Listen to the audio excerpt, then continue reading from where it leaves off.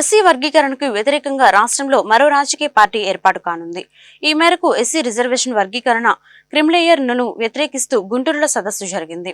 ఈ కార్యక్రమంలో మాజీ ఎంపీ హర్షకుమార్ పాల్గొని ఎస్సీ వర్గీకరణ రాజకీయ పార్టీలు అనుసరిస్తున్న విధానాలపై తీవ్ర విమర్శలు చేశారు.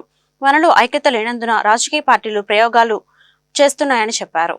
తెలంగాణ, ఆంధ్రప్రదేశ్ రాష్ట్రాలకు చెందిన మాదిగలు మాత్రమే వర్గీకరణకు మద్దతుగా ఉన్నారని, ఉత్తర భారతదేశంలో అనేక మంది వర్గీకరణను వ్యతిరేకిస్తున్నారని చెప్పారు. చంద్రబాబు తాత తండ్రి సొత్తు కాదు రిజర్వేషన్లు అని ఘాటు విమర్శలు చేశారు.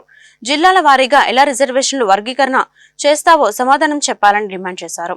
వర్గీకరణకు వ్యతిరేకంగా మరో రాజకీయ పార్టీ రావాల్సిన అవసరం ఉందన్నారు. తాను నాయకత్వం వహించి త్వరలో రాజకీయ పార్టీ ఏర్పాటు చేస్తున్నట్లు హర్షకుమార్ ప్రకటించారు. మారడు చేసే పోరాటం దెబ్బకి కేంద్రంలో బీజేపీ, సుప్రీంకోర్టు కూడా తలవంచక తప్పదని ఆయన వెల్లడించారు. ఇది గుంటూరులో వర్గీకరణ వ్యతిరేకంగా పెట్టిన మొట్టమొదటి సమావేశం అండి.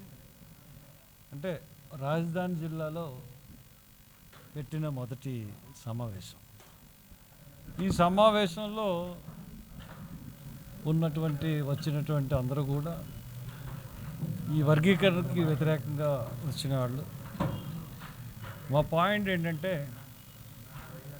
భారతదేశంలో అన్ని పార్టీలు ఈ వర్గీకరణని వ్యతిరేకిస్తూ ఉన్నాయి. భారతదేశంలో ఉన్న మాలమాదికులందరూ కూడా ఈ వర్గీకరణని వ్యతిరేకిస్తూ ఉన్నారు.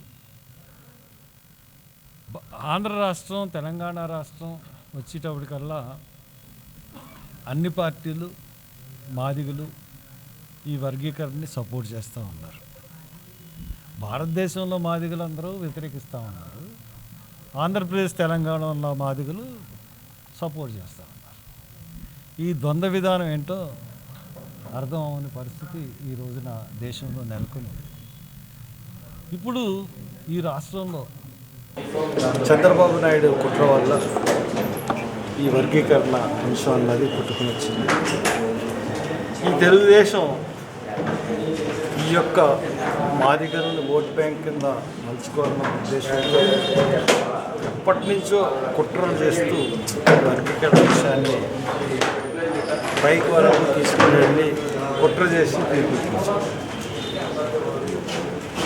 ఆ వలలో అన్ని తక్కిన పార్టీలు కూడా పడిపోయి చంద్రబాబు వలలో వర్గీకరణ అంశాన్ని ఏ పార్టీ కూడా వ్యతిరేకించకుండా ఈ ఆంధ్రప్రదేశ్, తెలంగాణలో ఉన్నాయి కాబట్టి ఖచ్చితంగా వర్గీకరణని వ్యతిరేకించే ఒక పార్టీగా సమకాలికులందరినీ, ఈ వర్గీకరణ వ్యతిరేకవాదులందరినీ, ఇటువంటి అభిప్రాయం కలిగిన అన్ని కులాల వారిని కూడా కలుపుకుని మాలల నాయకత్వంలో ఒక పార్టీ ఏర్పడడానికి కూడా మేము సన్నాహాలు చేస్తున్నాం.